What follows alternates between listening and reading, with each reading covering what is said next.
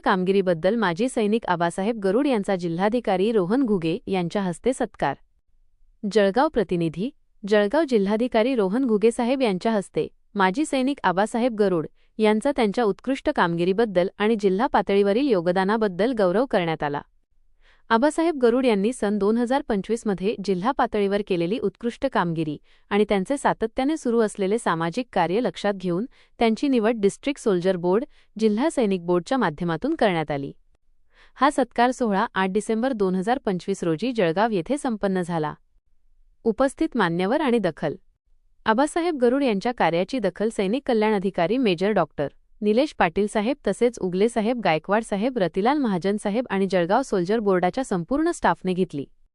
माजी सैनिक आबासाहेब गरुड हे त्रिदल सेना उत्तर महाराष्ट्र अध्यक्ष म्हणूनही कार्यरत असून त्यांनी दिलेल्या योगदानाबद्दल यावेळी जिल्हा प्रशासनातर्फे त्यांचे विशेष कौतुक करण्यात आले।